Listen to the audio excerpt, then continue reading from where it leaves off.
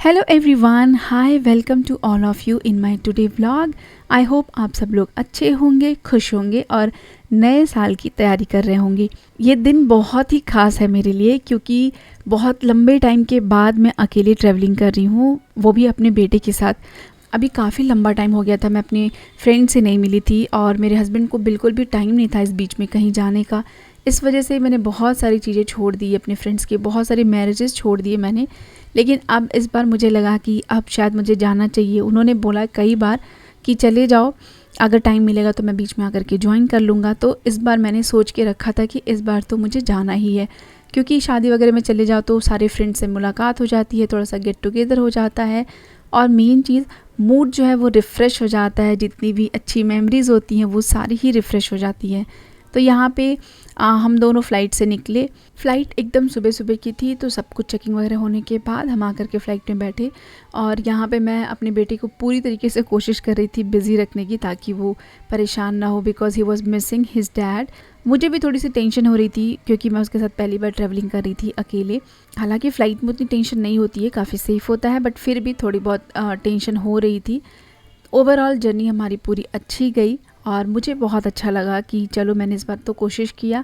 और मुझे ऐसा लगा कि एक न एक पॉइंट के बाद हमें अपने उस कवच से बाहर निकलना बहुत ज़रूरी है, ताकि जो हमारी खुद की जो वैल्यू है वो हमें पता चले। क्योंकि मैं शुरू से ही बहुत इंडिपेंडेंट रही हूँ, मेरे पेरेंट्स ने मुझे ऐसा पाला है, कभी भी किसी भी चीज़ के लिए ना किसी और की ज़रूरत नहीं पड़ी मुझे। लेकिन शादी के बाद फिर वही होता है कि फैमिली में रहते हैं तो बिना हस्बैंड के फिर कहीं जा नहीं सकते, ये सब होता है। बट इस बार मैंने सोचा कि नहीं, इस बार तो जाना ही पड़ेगा, क्योंकि हर बार हमेशा कोई खाली नहीं रह सकता है। तो इसलिए मैंने ये स्टेप लिया और सच में मुझे बहुत अच्छा लगा। फिर हम पहुँचे दिल्ली एयरपोर्ट और बाबा, इस बार मुझे अकेले जाने के बाद पता चला कि दिल्ली एयरपोर्ट कितना बड़ा है, कितना लंबा है। चलते चलते मेरे पैर ही छिल गए। फिर एयरपोर्ट में ही जाने के बाद एक कैब बुक किया मैंने, बहुत देर तक वेट की, मतलब करीबन 1 घंटे। उसके बाद वो भैया ऊपर नीचे कर रहे थे, अराइवल डिपार्चर में ही उनका कन्फ्यूज़न हो गया और वो कैंसिल करना पड़ा मुझे। वहाँ पे ऊबर और ओला का स्टेशन है अलग से, जो एयरपोर्ट से थोड़ा सा बाहर है, तो वो मुझे बाद में पता चला। तो मैं वहाँ जा कर के फिर वहाँ से मैं बुकिंग की, तब उसके बाद मैं पहुँची यहाँ पे रूम पे। ये रूम मेरी फ्रेंड ने बुक किया मेरे लिए, मैं जितने दिन स्टे करूँगी। बहुत अच्छा था, नीट क्लीन, बड़ा सा हॉल, रूम और किचन, मतलब काफ़ी अच्छा था, सेफ़ था, स्पेशियस था और उसके घर से जस्ट 4-5 घर छोड़ के ही था, तो काफ़ी अच्छा था। तो पहुँचते ही काफ़ी लेट हो चुका था, जबकि मैं वहाँ पे 11 बजे ही, 11:30 बजे ही लैंड कर ली थी। रूम पे पहुँचते पहुँचते 4 बज गए और मुझे वेन्यू पे पहुँचते पहुँचते करीबन 5:30 बज चुके थे।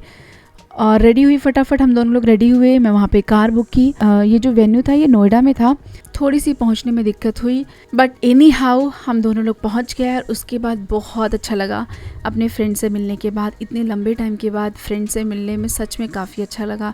एक तो इन्वायरमेंट, सब कुछ चेंज हो जाता है, ऊपर से दोस्तों के साथ मिलो तो मेमोरीज़ भी एकदम फ्रेश हो जाती है। काफ़ी देर तक हम लोग बातें किए, एंजॉय किए, खाए पिए, सब कुछ किए। और उसके बाद थोड़े से नाइट होने के बाद मेहंदी कंटिन्यू सबको लग ही रही थी। हमने सोचा हम सबसे बाद में लगवाएंगे। और जो मेरी फ्रेंड है जिसकी मेहंदी थी, वो तो ऑलरेडी बिज़ी थी, उनके साथ सब लोग बिज़ी ही रहते हैं, तो हम बाकी फ्रेंड्स आपस में बातें कर रहे थे। फिर बाद में हमने थोड़ा सा डांस वांस किया।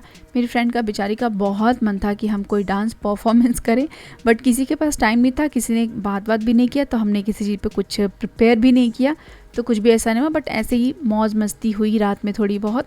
और सबसे ज़्यादा मेरा बेटा एंजॉय किया, उसके लिए भी वहाँ पे एक डिफरेंट इन्वायरमेंट था, तो उसको भी बहुत अच्छा लग रहा था।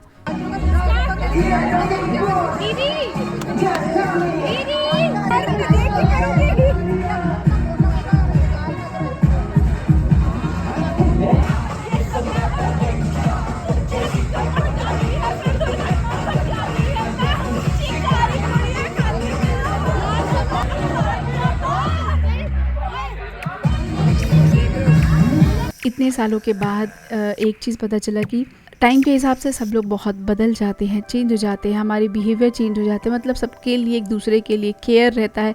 लेकिन फ्रेंड्स में फिर भी वो एक अंडरस्टैंडिंग रह जाती है, वो एक क्या बोलते हैं, जिस चीज़ की कोई टेंशन ना हो, वो चीज़ एक बनी रहती है, ज़्यादातर ही बनी रहती है।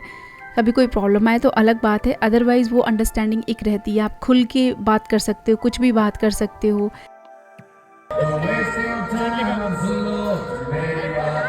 फिर काफ़ी रात होने के बाद मेहंदी वाली फ़ोटो शूट हुई, क्योंकि मेहंदी काफ़ी लेट में लगना शुरू हुआ, तो मेहंदी थोड़े पहले लगना शुरू हो जाना चाहिए ताकि ड्राई होने के बाद अच्छा सा फ़ोटो शूट हो पाए।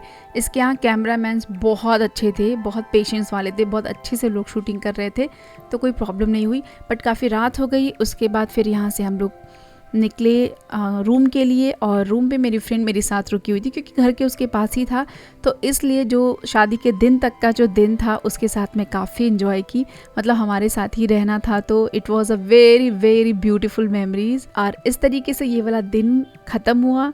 आई होप आप लोग को अच्छा लगा होगा। फिर से मिलती हूँ मैं नेक्स्ट वीडियो के साथ। Bye bye and take care.